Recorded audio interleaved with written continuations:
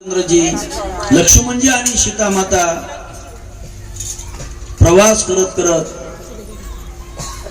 दंडकारण्यामधून या पंचवटी पर्यंत येत आहेत. पलीकडच्या त्या ठिकाणी काठावर येण्यासाठी रस्त्यामध्ये भगवान परमात्माचा परमभक्त केवट होता, जो राम प्रभूची त्या ठिकाणी सेवा करायचा, नामचिंतन करायचा, अखंड राम नाम चिंतनामध्ये राहायचा. आज केवटजीनं त्या ठिकाणी विचार केला की राम प्रभू ज्या रस्त्याने येणार आहेत त्यांना पलीकडच्या काठावरती जायचंय, म्हणून राम प्रभूच्या कामी आपण आलो पाहिजे. पण हे बाकीचे नावाडी येत नाही, कारण हे जर सगळे नावाडी समोर आले तर भगवान प्रभू रामचंद्रजी आणि ठरवतील मी जर नावेत नाही नेलं तर दुसरा नावाडी घेऊन जाईल.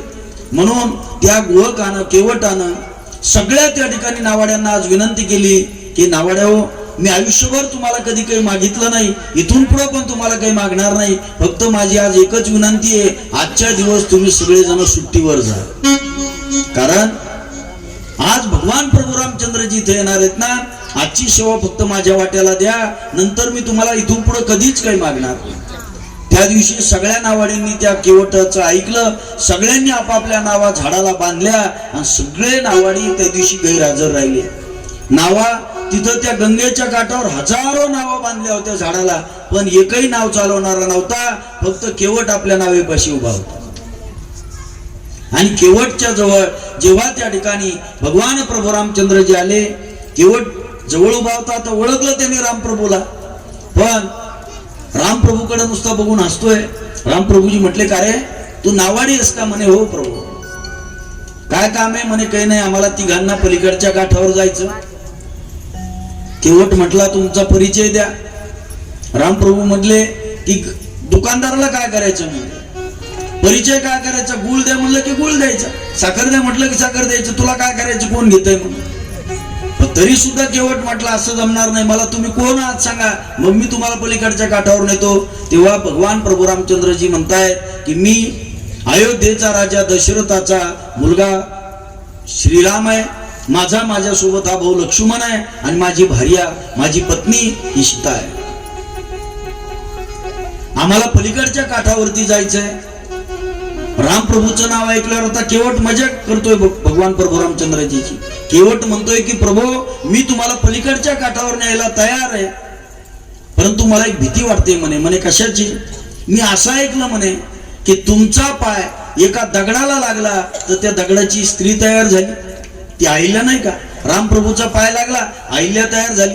मग हा केवट म्हणू लागला, प्रभू तुमचा पाय जर नावेला लागला आणि नावेची जर बाई तयार झाली, तर अगोदर माझीच घरची सांभाळता नाकीनो आले, हिची जर पुन्हा बाई तयार झाली तर त्या दोन सांभाळावं लागतील, ते सांभाळायचं होऊन जाईल म्हणे, पण माझी रोजीरोटी या नावेवर आहे म्हणे. मी त्या ठिकाणी नाव जर माझी स्त्री बनली, मग मी पोट कशाने भरायचं? भगवान प्रभू रामचंद्रजी म्हटले, मग याला काही पर्याय? बरं दुसऱ्या नावाड्याला न्यावं, तर नावाडी कुणी नाही, यालाच न्यावं लागणार होतं. तो केवट म्हणला, एक पर्याय, तुमचे पाय जर तुम्ही मला धुवू दिले, तुमच्या पायाचे त्या ठिकाणी कण मी धुवून काढतो म्हणले सगळे तळपाय घालून, आणि ते जर तुम्ही मला करू दिलं, मग मी तुम्हाला पलीकडच्या काठावर सोडतो. रामप्रभूजी म्हटले, काय हरकत नाही, एवढं सोपं काम, मग नक्की सोडशील, पाय धुऊ द्या मला, नक्की सोड. लागलीच त्या ठिकाणी त्या केवटाने आपल्या पत्नीला सांगितलं, अगं काठोत घेऊन ये म्हणे. काठोत माहितीये ना? आता काठोत माहिती नसेल या जुन्या म्हाताऱ्यांना माहितीये, लाकडाचं आता भाकरी करायचं, त्याच्यामध्ये महिला अशा लाकडाच्या याच्यामध्ये त्या उंडा मळतात, जुन्या महिलांना माहिती आहे ते. असं काठोत राहायचं, त्या काठोताला असे दोन पाय दोन्हीकडून ठेवायला जागा असते, आणि त्याला मध्ये ते असं भाकरीचा, आणि जसं पोळ्याचा कणकीचा उंडा मळून ठेवावा लागतो, तसा भाकरीचा उंडा मळून ठेवायला जमत नाही, जशी लागेल तसं घ्यायचं, असं करायचं. आणि काही महिला तितक्या भारी आहे, ते दोन्ही अंगठे त्याच्यात घालतात त्या पिठात, म्हणजे चव वाढली पाहिजे त्या भाकरीची. आणि मग तशा पद्धतीनं की त्या ठिकाणी करायची ती काठोतानी.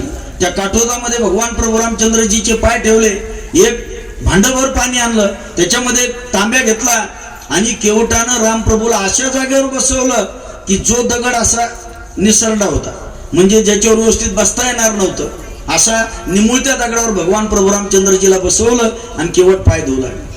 पाय धुत असताना काय व्हायचं, राम प्रभू असे सरकायचे, हा चांगला रगडून व्हायचा खालून, कारण असे हलायला लागले. मग तो काय म्हटला माहिती का, केवळ प्रभू तुम्ही पडताल बर का खाली, मला पाय व्यवस्थित धुऊ द्या, तुम्हाला यायचंय ना पलीकडं, मग तुम्ही पडताल, मग काय करा तुम्ही खाली पडू नये म्हणून तुमचे दोन्ही, आता माझ्या डोक्याला शिलाव म्हणजे आधार होईल तुम्हाला, दोन्ही हात लावून घेतले. केवट पाय धुवायला लागला, सगळे काम. लक्ष्मण तर एवढा चिडला, म्हणला बेट्या आज इथं दुसरा नावाडी नाही म्हणून तुला एवढं पाणी लावू नाही म्हटलं, नाहीतर दुसऱ्याला कुणाला घेऊ. लक्ष्मण म्हणजे अशी चिडायची, शेषाचा अवतार होता आणि केवट लक्ष्मणाकडे बघायचा, हसायचा आणि रामप्रभूचे पाय धुवायचा. याचंही कारण असं होतं की हा केवट मागच्या जन्मामध्ये कासव होता आणि शेषावर झोपलेले भगवान परमात्मा वैकुंठामध्ये, त्या कासवाला अशी त्या ठिकाणी मनामध्ये इच्छा निर्माण झाली की भगवान परमात्माचं दर्शन आपल्याला घडावं, म्हणून हा कासव खूप लांबून समुद्रामध्ये प्रवास करत करत भगवान परमात्माच्या जवळ आला आणि आता पायाला स्पर्श करायचा की या शेषानं काय करायचं, नागानी असा फणा करायचा. तसं केलं की कासव होता, घाबरायचा आणि परत निघून जायचा, पण मनात इच्छा पुन्हा परत फिरून यायचा, तिथपर्यंत यायचा. असं बऱ्याच चक्रा मारल्या, शेषानं काही दर्शन घेऊ दिलं नाही. मग एक दिवस त्यानं आता मनामध्ये असा दृढ संकल्प केला, आज काही म्हणला मेलो तरी चालतोय, जायचंच म्हणला दर्शनाला. म्हणून कासव आता पूर्णपणे मनाची त्या ठिकाणी तयारी करून आलं आणि जवळ त्या ठिकाणी आल्या बरोबर भगवान परमात्माच्या पायाला स्पर्श करणार. एवढ्यामध्ये शेषाला वाटला आता पायाला स्पर्श करणार आहे, एवढ्यामध्ये शेषानं त्याला फणा मारला, दंश केला आणि जाग्यावर तडफडून ते कासव गतप्राण झालं. माझ्याकडे पहा. आणि त्या कासवाच्या मनामध्ये भगवंताच्या दर्शनाची इच्छा तशीच राहिली आणि अंतकाळामध्ये शेवटची जी इच्छा आपल्या मनामध्ये राहील, ती इच्छा त्या ठिकाणी पुढच्या जन्मात आपल्याला कामी येत असते. म्हणून अंतकाळामध्ये माणसानं चांगली इच्छा ठेवून मेलं पाहिजे, जर पुढचा जन्म चांगला भेटावा असं वाटत असेल तर. तेव्हा त्यानंही त्या ठिकाणी इच्छा मनामध्ये राहिली भगवंताच्या दर्शनाची. आणि तोच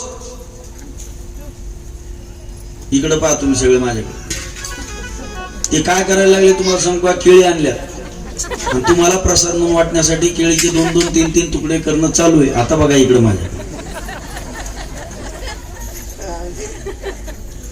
मग पुढच्या जन्मामध्ये तोच कासव हा केवट बनला, तोच शेष हा लक्ष्मण बनला आणि तोच त्या ठिकाणी भगवान विष्णू परमात्मा भगवान प्रभू रामचंद्रजी बनले. केले कर्म झाले त्याची भोग आले.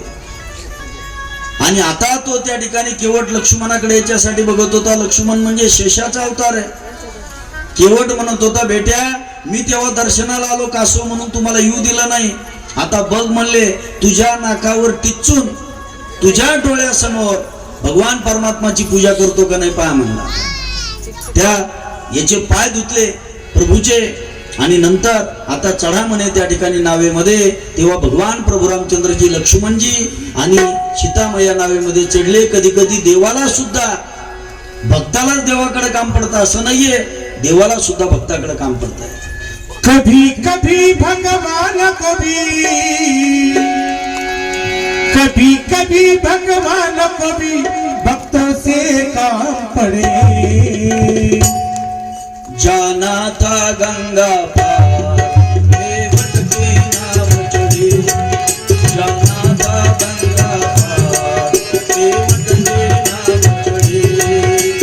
कभी कभी भगवान कभी भक्तों से काम पड़े. जाना था गंगा पार केवट के नाम चढ़े, जाना था गंगा पार केवट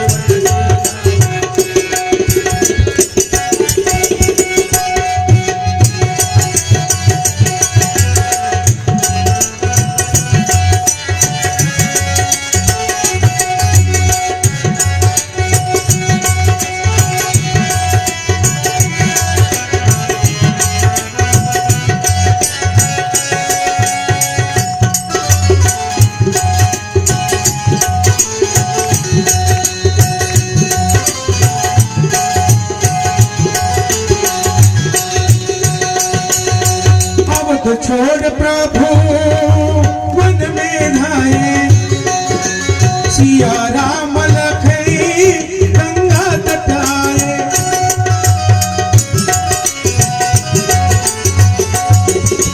अवध छोड़ प्रभु वन में गाए। सिया राम लखई गंगा तट आए। केवल मन ही मन हर्षाई कर बैठे प्रभु दर्शन पाए। हाथ जोड़ के प्रभु के केवट ही मुख पड़े। जाना था गंगा पार केवट के नाव चढ़े।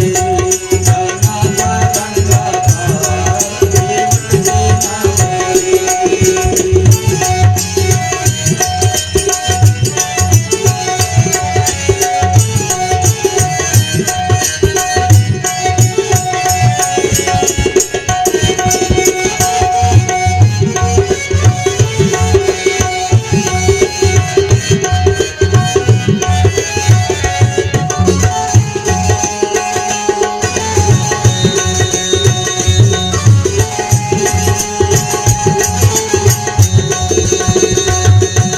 प्रभु बोले नाव चलाओ आरे पार हमें केवट पहुंचाओ। जय श्री राम। प्रभु बोले तुम नाव चलाओ आरे पार हमें केवट वहीं जा पहुंचाओ। केवट बोला सुना हमारी। केवट बोलो सुनो हमारी चरण धूल की माया प्यारी। कभी गरीब के मेरी नारी छोड़ के आए। जाना था गंगा पार